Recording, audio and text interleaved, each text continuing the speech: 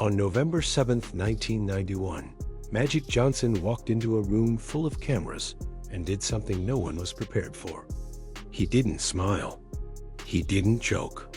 He didn't perform. He just said it. "I have the HIV virus." 5 words. That was all it took. And in that moment, the most joyful player the game had ever seen went silent. Because this wasn't just an announcement. It was an ending. But the truth is, that wasn't the real tragedy. The real tragedy didn't happen in that room. It happened in the years that followed, quietly, slowly, in ways the world never fully saw. Because what people didn't understand was this Magic Johnson didn't just lose basketball that day. He lost control of his own identity. Before that moment, he was untouchable. Too charismatic to fail. Too talented to be limited. A 6'9" point guard who played like the game belonged to him. He didn't just win. He transformed basketball. Showtime wasn't a strategy. It was a feeling. And he was the center of it. 5 championships. 3 MVPs. A rivalry with Larry Bird that defined an entire era. He wasn't just famous. He was loved. And then, overnight, he became something else. A question. A fear. A symbol. But here's where the story shifts. Because behind the headlines, behind the press conference, behind the calm voice and controlled expression, there was a man sitting alone with a reality he couldn't escape. Not the public reaction. Not the media. His wife. They had been married for just 53 days. She was pregnant. And sitting in that doctor's office, before the world knew anything, before the cameras and the speeches and the legacy, there was only one thought in his mind. Did I destroy my family? That fear, that waiting, those days before the test results came back, that was the closest he ever came to breaking. Because this wasn't basketball anymore. There were no plays to run, no teammates to rely on, no crowd to lift him, just silence and consequences. His wife tested negative. His son was born healthy. Relief came, but it didn't erase the damage. Because some things don't disappear when the crisis ends. They stay. They settle into the cracks of a life that used to feel certain. And from that moment forward, Magic Johnson wasn't just living his life. He was performing survival. That's the part people miss. Because when the world saw him smile again, they thought the story had turned hopeful. But what they didn't see was the pressure behind that smile. The expectation. The weight of being the most famous HIV-positive person on Earth. He couldn't have a bad day. He couldn't show fear. He couldn't break down. Because millions of people were watching him, trying to decide how they should feel about their own diagnosis. So he became what they needed. Strong, positive, unshaken. Even when he wasn't. That's the cost of becoming a symbol.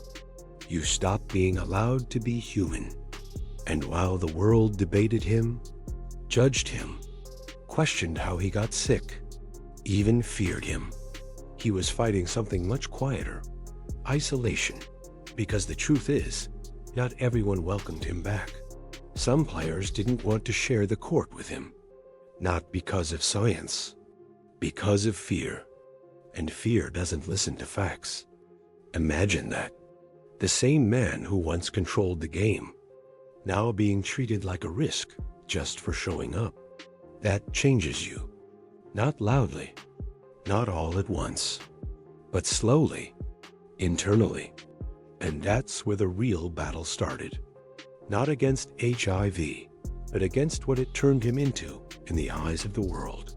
But here's what makes this story different. He didn't disappear. He rebuilt. Not just his career, but his identity. When basketball was taken from him, he didn't chase it. He shifted. Business, ownership, investments. He walked into communities that corporations ignored, and built something where nothing existed. Theaters, restaurants, partnerships, not charity, power, because he understood something most people don't. Respect doesn't come from sympathy. It comes from value. And he made himself valuable in a completely new way.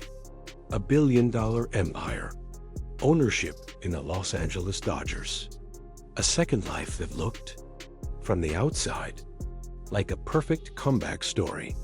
But again, that's not the full truth. Because success doesn't erase what came before it. It just hides it better. Behind the scenes, his marriage had to be rebuilt from the ground up. Trust had been broken. Not publicly, privately. And staying together wasn't a simple act of loyalty. It was a decision, a hard one, made under pressure most relationships would never survive. And it took years, not months. Years to repair what one moment had shattered. That doesn't show up in headlines, but it matters more than any championship. And then there's his son, growing up in a world where your father isn't just famous.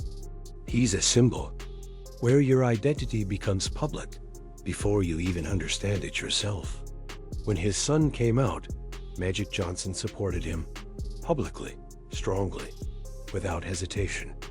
But what people didn't see was the internal shift it required, because he had to unlearn parts of himself, beliefs, mindsets, assumptions. That's not easy for anyone, let alone someone raised in a completely different era. But he did it, not because it was comfortable, because it was necessary, because being a father meant evolving, even when it challenged everything you thought you knew. And that might be the most underrated part of his story. Not the basketball, not the business, but the willingness to change, to grow, to face himself. Because at the end of the day, HIV didn't just alter his career. It forced him to confront who he really was. Not the player, not the celebrity, the man. And that's where the real tragedy lives. Not in what he lost, but in what it cost him to keep going. Because surviving isn't the same as being free. For over 30 years, he's taken medication every single day. Miss it, and the consequences are real. The virus is controlled, but it never left. Think about that. Every morning, a reminder. Every night, awareness. Every success, built on top of something still inside him. That's not a comeback story. That's management. That's discipline. That's quiet endurance.